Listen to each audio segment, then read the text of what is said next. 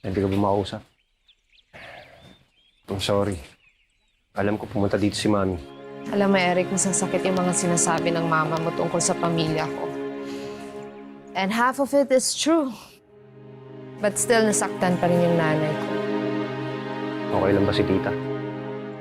Hindi ko pa siya nakausap. At lahat sila naghihintay ng update. Bakit hindi na lang natin aminin? Sabihin na lang natin na kinall off na natin yung engagement para hindi na tayo magpanggap. Hindi na rin tayo umamin sa kanila na nagpapanggap tayo. Eric, hindi yun ganun kadali. Alam ko. Sa iba sigurong engagement, hindi ganun kadali. Pero gaya nga ng sabi mo, nagpapanggap lang naman tayo, di ba? So, parang nahihirapan ka. Alam mo, maraming pinagdadaanan yung mama ko ngayon. Ganun na bang tingin mo sa akin, heartless? Hindi. Alam mo namang hindi ganun ang tingin ko sa'yo. So what now?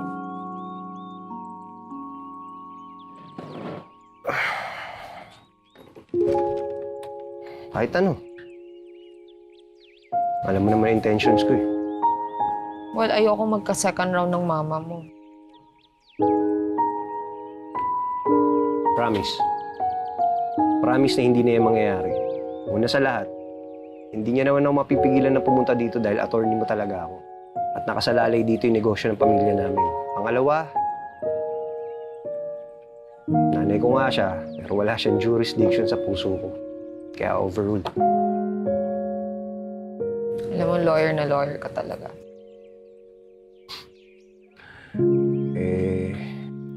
Sa'yo ko lang naman nalalabas yung mga kakornihan ko eh.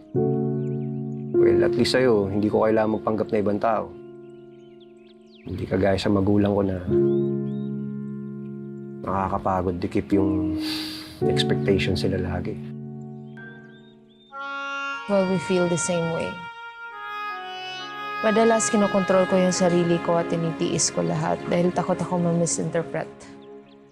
Pero pagdating sa'yo, 100% akong totoo sa sarili ko.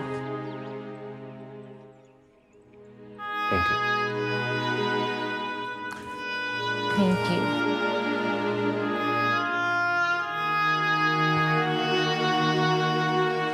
Kung di bukol pasa sa isang araw, ha? Aray! Manang Kitty? Ow! Ano nangyari kay Noel? Naku, ano nangyari sa'yo? Asa si Eric? Status update naman dyan. Ay, naku, salamat naman. Diyos na mapag. Aray! Ako, pwede ko na bang-alagaan yung pamangkin ko? Mabuti naman. Aray! Lilis pa ako ng kusina. Loka. Noel, ano pang nangyari sa'yo, ha? Ba't ka nagkaroon ng pasak? Noel, oh my God. Hindi to biro. Ano nangyari sa'yo? Tita Ninang, sorry sa mga nasabi ko sa'yo nun. Kalimutan mo na yon. Nagkakasamaan man kami ng loob ng mami mo, pero ito lang tandaan mo, Noel. Hindi ko kailanman maisip o magawang mapahamak siya. Dahil magkapatid kami. Kahit minsan nakakalimutan niya, pero okay lang. Ngayon sabihin mo sa akin sino ang may gawa nito. Tita Ninang mo ako, sabihin mo. Sino? Si Maylin? Ha? Di Si Maylin, no? Sinapak ka niya, no? ko nga rin alam sa babaeng yun, magkulod din yun eh. O sino nga ang gumawa nito? Si Tito Carl.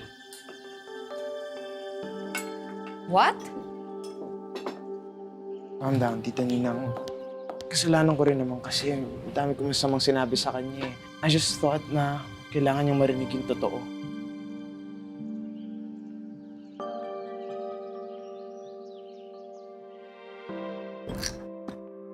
Ma'am, eto po pala yung gamot. Ay, nainom ko na yan kanina. Ito yung sinabi ni Mama na hindi ko pwedeng inumin ng more than once a day. Hindi pwede yan. Oo nga pala, ma'am. Sorry ho, ma'am. Nalito ho ako eh. Oo nga pala yung... Ito po yung tamang gamot, ma'am. Sorry ho. Thank you, Auntie.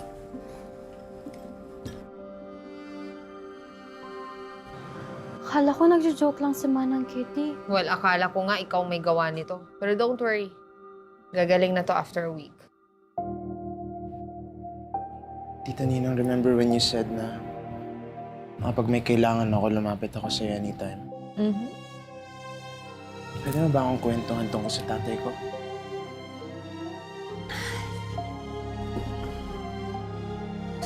Andy, are you okay? Eh, ma'am, iniisip ko kasi kanina yung nadatnan ko sa may kusina eh. Oh, Si Noel ho kasi. bakit? Eh, ma'am, di ko po alam yung buong nangyari. Basta yung dinig ko lang ho, parang napagbuhatan ata ng kamay ni Kuya Carl si Noel. What? Pero okay na ho, inaasikaso na ho siya ni Miss Hope. Teka, walang yung lalaki yun. Tsaka bakit yung babae nakahingialam na naman? Na ho, ma'am. Hindi, nasaan sila? Nasa kusina po. Ay, nako.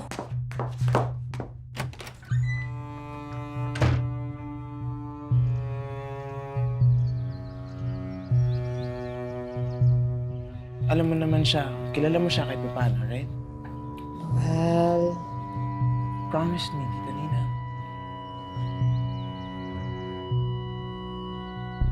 fine. Kahit gegerahin ako ng mami mo. Pero honestly, Noel, konti lang alam ko tungkol sa daddy mo. Alam kong nag-aaral sila in the same school at I think he was a varsity player. Noel! Ate! Ba't ka bumangon? Dapat nagpapahinga ka. Hindi nga talaga yung lalaking yan. Ate, dahan-dahan lang. Baka Nasaan na ba yung si Carl? Wala nang matinong ginawa yung lalaking yan, ah! Malma ka. Eh, ikaw! Isa ka pa! Huwag kang nakikialam sa anak ng may anak! Pinatay mo na nga si baby, pati ba naman si Noel? Gusto mo pang kunin sa akin? Hindi ko magagawa sa'yo yan.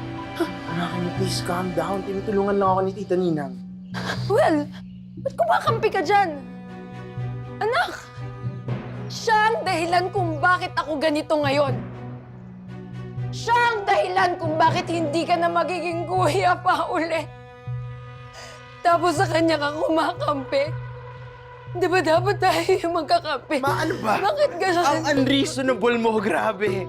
Grabe, Tita Ninang is just being honest with me kasi alam kong di kita maasahang magsabi sa akin ng totoo. Ano ba totoo gusto mo? Ma, alam mo yung totoo na gusto ko. Yung totoo about my dad. Noel, Yung pa rin yung issue mo, Noel.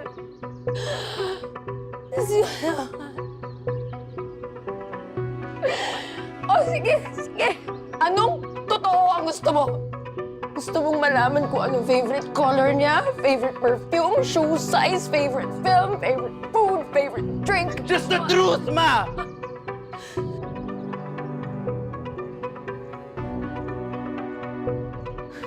You can't handle the truth, anak. What? Can't.